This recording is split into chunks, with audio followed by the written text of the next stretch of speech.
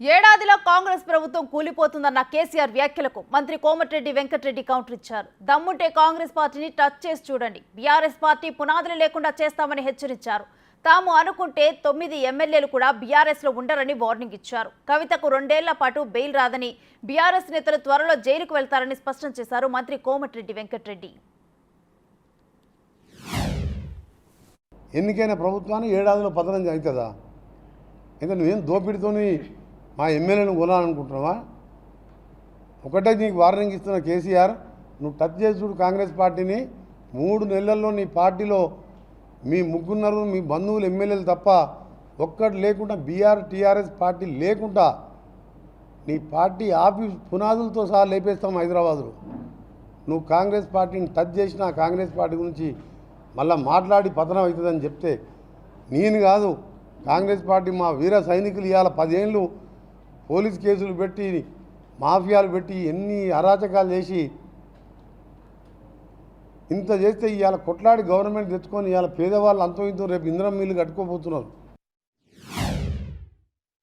Government పడేసా నీకు ఎంత ధైర్యం ఉండాలి? దొంగతనంగా దొంగ దీక్షలు చేసి విటమిన్ డి ఇంజక్షన్లు తీసుకొని నా దగ్గర 50 పేపర్లు మా గోన ప్రకాశ్రావు ఆర్టీఐ తీసుకొని నాకు ఇచ్చిండు.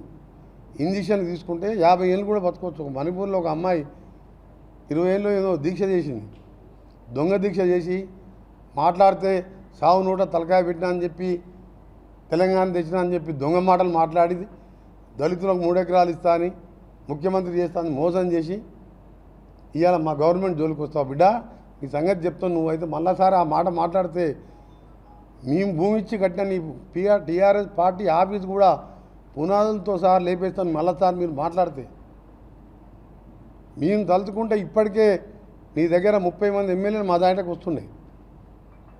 మేము వస్తానన్నా వద్దంటున్నాం.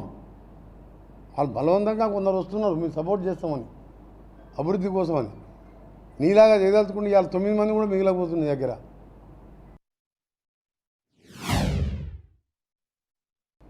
నారాయణపేటలో రేవంత్ రెడ్డి గారు ముఖ్యమంత్రి గారు ముఖం చూస్తే అర్థమైపోయింది.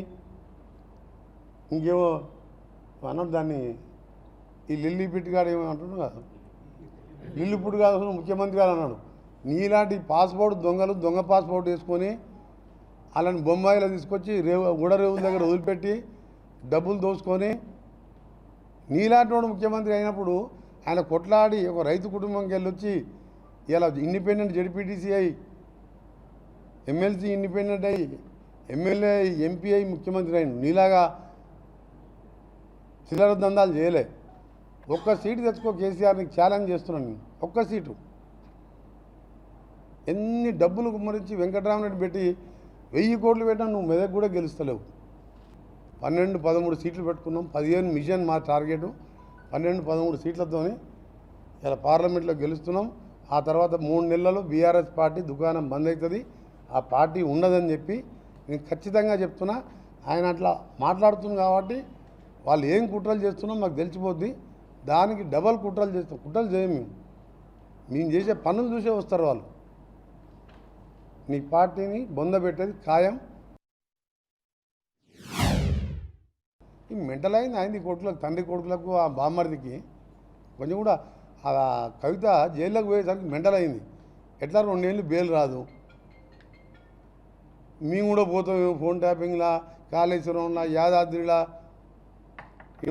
మనోడు కూడా పోతాడు, మన జిల్లావాడు కూడా అన్న లోపలికి బెయిల్ వచ్చేది ఉన్నది. నీ బిడ్డని బెయిల్ తెచ్చుకునే ఉపాయం చేసి ఈలో కూడా నువ్వు నీ కొడుకు జైలుకి పోతే మా ముఖ్యమంత్రి గారు చెప్పినట్టు డబుల్ బెడ్రూమ్ అనుకున్నాం ఒకటి చెల్లపల్లి జైల్లో కడదామంటే సరిపోనట్టుంది. ఎందుకంటే ఈ రావులందరూ పోతట్టున్నారు. ప్రభాకర్ రావు నుంచి మొదలు పెడితే తారక రామ దాకా ఎన్ని డబుల్ బెడ్రూమ్ కట్టాలి, చెర్లపల్లి కొన్ని కట్టాలి, చెంచల్గూడలు కొన్ని కట్టాలి.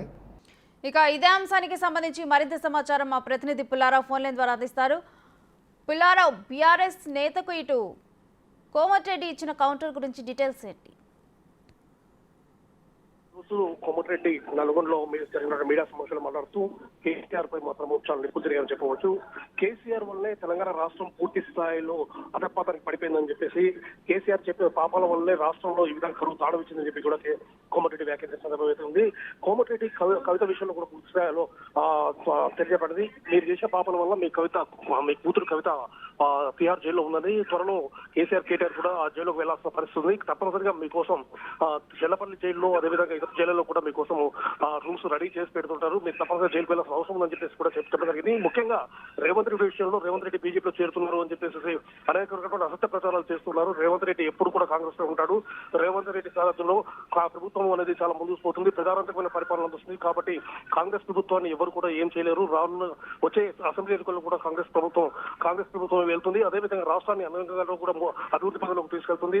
రాష్ట్రానికి సంబంధించేసి కావాల్సినటువంటి నీటి వనరుల విషయంలో కానీ ఇతర విషయంలో కానీ కాంగ్రెస్ పార్టీ పరిపాలన అనేది చాలా బేసిక్గా కొనసాగుతుంది. ప్రజారంతకమైన కొనసాగిస్తున్న పార్లమెంట్ ఎన్నికల్లో కూడా కాంగ్రెస్ పార్టీ 12 నుంచి 13 స్థానాలు తప్పనిసరిగా గెలుచుకోబోతుందని చెప్పేసి కూడా కోమటిరెడ్డి వ్యాఖ్యానించిన సందర్భం. ఇదే సందర్భంలో కోమటిరెడ్డి కూడా ఆ వ్యాఖ్యలు కూడా చేయడం జరిగింది. ఈ జిల్లాకు చెందిన మాజీ మంత్రి కూడా ఏదో అమ్మకు చోకులు పేరుతున్నారు. అసలు ఈ జిల్లాకు సంబంధించి జిల్లాకు పెద్ద శ్రేణి అతనని చెప్పేసి కూడా జగదీష్ రెడ్డిని ఉద్దేశించి కూడా కోమటిరెడ్డి వ్యాఖ్యానించారు. మొత్తంగా కేసీఆర్ పాలన వల్లనే తెలంగాణ రాష్ట్రం అభివృద్ధి పథకంలో ప్రయాణించిన తెలంగాణ రాష్ట్రం పూర్తి స్థాయిలో అధపాతానికి నెట్టివేయబడింది. కాబట్టి అందుకోసం ప్రజలు గత ఎన్నికల్లో పూర్తి చెప్పారు. రేపు పార్లమెంట్ ఎన్నికల్లో కూడా వాళ్ళకు ఒక సీటు కూడా రాదని చెప్పేసి కూడా కోమటిరెడ్డి వ్యాఖ్యానించిన సందర్భం. Right, thank you Pullarao.